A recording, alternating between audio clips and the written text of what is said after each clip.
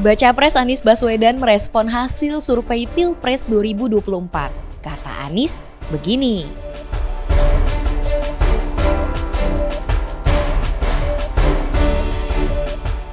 Jadi, sejumlah lembaga survei di Indonesia punya temuan yang gak jauh beda untuk Pilpres 2024.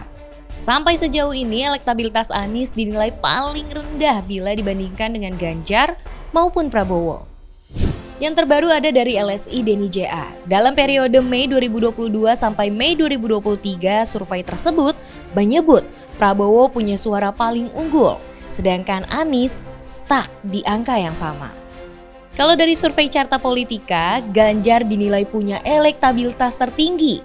Dari survei ini, angka presentase yang didapatkan Anies pun tidak jauh berbeda, yakni 23,6%. Lalu, lembaga survei lain, yakni Indikator Politik Indonesia, angka yang didapatkan Anies hanya 13,3%. Kira-kira hasil survei kayak gini bisa berpengaruh pada opini pemilih nggak ya? Kalau menurut jurnal KPU di tahun 2020 yang berjudul Pengaruh Hasil Polling Terhadap Pembentukan Opini Pemilih Pemula punya kedudukan strategis dalam pemilu loh. Jurnal tersebut menemukan bahwa jumlah pemilih pemula relatif banyak. Selain itu, mereka juga punya pola perilaku sendiri yang sulit untuk diprediksi. Penelitian ini juga menunjukkan bahwa ada hubungan antara hasil survei dengan pembentukan opini pemilih muda yang mencapai 30,5%.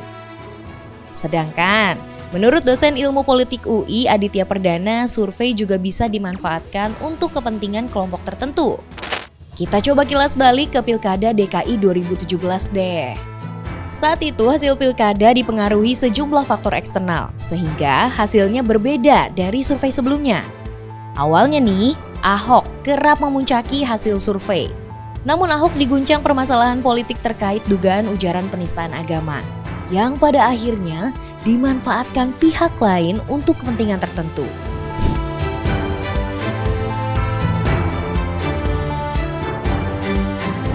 Ya, jangankan survei yang dilakukan sejak jauh-jauh hari sebelum waktu pemilihan.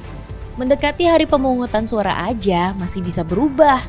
Balik lagi, tergantung gimana kampanye dari para calonnya bisa nggak nih memikat hati para pemilih. Hasil akhir yang berubah juga bisa terjadi karena ada gerakan-gerakan tertentu hingga mengubah persepsi publik.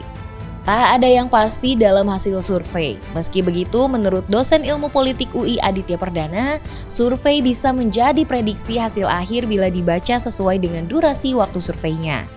Misalnya, sebuah survei dilakukan pada awal Mei, maka hasilnya dapat dipakai untuk melihat situasi saat itu demi membaca potensi kemungkinan ke depannya seperti apa. Nah, menurut kamu nih, akankah hasil survei mempengaruhi opini publik di Pilpres 2024 nanti?